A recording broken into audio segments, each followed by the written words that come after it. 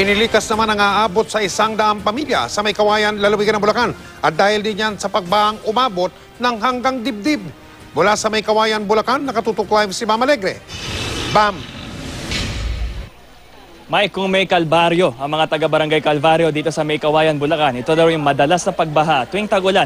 Pero ayon sa kanila, mas malala na raw yung pag-apaw ng kanilang ilog simula nang hagupitin sila ng habagat noong nakaraang taon at maging sa ngayon. Narito ang ulat. Taon-taong pasan ng mga taga-barangay Calvario ang pagbaha sa kanilang lugar. Malapit kasi ang barangay sa ilog ng may kawayan Bulacan. Sa pag-ikot ng GMA News, nakita pa natin ang bahagi ng ilog na umapaw sa mga bahay. Ang kalbaryo nilang baha, lampas bewang hanggang dibdib.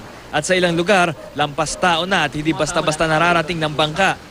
Pero business as usual pa rin ang panaderya at sari-sari store na ito kahit lubog sa baha. Sanay na rin ang ilan at may mga sariling bangka. Gayunman, halos ghost town na ang ilang kalye, maliban sa ilang may second floor.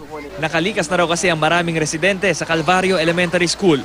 Meron pa kaming hinahakot na mga ilan-ilan, pero halos lahat nahandito na sa eskwela namin. Ngayon pa mas mataas kaysa ng mga nakakaraan. Since mababa talaga yung lugar namin kumbaga catch basins kami nung mga nasa taas. Nananatiling hindi passable to light vehicles ang Pandayan stoplight sa May Kawayan at ang kalsada sa boundary ng May Kawayan at Marilao. Sa Malolos, Bulacan naman, hanggang binti at hita ang baha sa ilang lugar. Pero kahit delikado maligo sa baha, may ilang batang lumalangoy rito. Ang ilang sasakyan, tumirik. Hindi rin nakaligtas sa baha ang bayan ng Hagonoy.